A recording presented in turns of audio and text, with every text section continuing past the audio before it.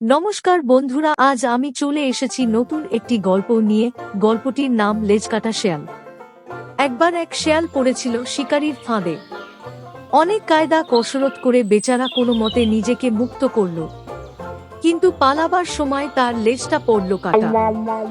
লেজ হারিয়ে শেয়াল খুবই লজ্জায় পড়ে গেল। জাত ভাইদের সামনে বেরুতে পারে না, আড়ালে আবডালে লুকিয়ে চলাফেরা করে।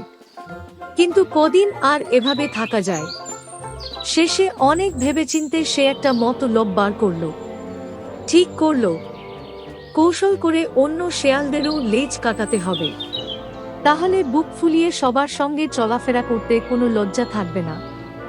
এরপর একদিন সে তার জাত ভাইদের ডেরায় গিয়ে বলল, ভাই সব, তোমরা সকলে এসো, একটা জরুরি বিষয় তোমাদের জানাতে এলাম। এ কথায় তখনই সব শেয়াল সেখানে জড়ো হলো।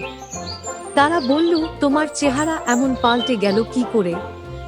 লেজকাটা শেয়াল বলল, সে কথাই তো বলতে এলাম ভাই সব। অনেক ভেবেচিন্তে আমি আমার লেজটা কেটে বাদ দিয়েছি। আমার এখন চলতে ফিরতে অনেক সুবিধা হয়েছে, শরীর কত হালকা।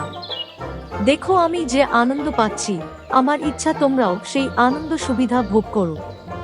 খানিক থেমে সে আবার বলতে লাগলো, তোমরা ভেবে দেখো, লেজটা আমাদের শরীরে একটা বোঝা ছাড়া কিছু না। শরীরের এই বাড়তি অংশটার জন্য আমাদের এত সুন্দর চেহারাও কত কুৎসিত দেখায়। এমন একটা বিচ্ছিরি জিনিস আমরা বোকার মতো বয়ে বেড়াচ্ছি।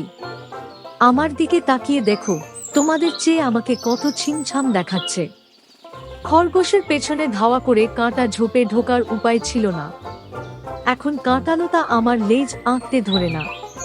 তাই আমি বলি, বন্ধুগণ, তোমরা সকলেই আমার মতো সুখী হও, আরামে থাকো, শরীর থেকে লেজটাকে ছেঁটে বাদ দাও। আজ থেকেই লেজহীন হওয়ার শপথ নাও। লেজকাটা শেয়ালের বক্তৃতা শুনে শেয়ালের দল চঞ্চল হয়ে উঠল। কি করবে বুঝতে না পেরে তারা নিজেদের মধ্যে আলোচনা করতে লাগলো। সেই সময় এক বুড়ো শেয়াল দাঁড়িয়ে উঠে বলল, শোনো ভাই সব, এই লেজকাটা শেয়াল যেচে আমাদের উপদেশ দিচ্ছে যাতে আমরাও তার মতো লেজ কেটে বাদ দিই। তোমরা একটু চিন্তা করলেই বুঝতে পারবে কেন সে আমাদের এতদিনের সঙ্গী লেজটাকে বাদ দিতে বলছে। দেখো, এই শেয়াল নিশ্চয়ই কোনো খারাপ কাজ করতে গিয়ে নিজের লেজটি খুইয়েছে। লজ্জায় সে তাই আমাদের সঙ্গে মিশতে পারছে না। এখন তার কথা মতো আমরাও যদি লেজ কেটে বাদ দিই, তাহলে তাকে আর কেউ লেজকাটা শেয়াল বলবে না। সে বুক ফুলিয়ে চলতে পারবে। এই দুষ্টু শেয়াল নিজের সুবিধার জন্য আমাদের শেয়াল জাতির ক্ষতি করতে চাইছে। তাই বলি বন্ধুগণ, সাবধান, কথায় ভুলে কেউ যেন লেজ কেটে বাদ দিও না। নীতি কথা, স্বার্থপর লোক নিজের ভালোর জন্য অন্যের ক্ষতি করতেও পিছপা হয় না। আমি আশা করি আপনি এই গল্পটি উপভোগ করেছেন।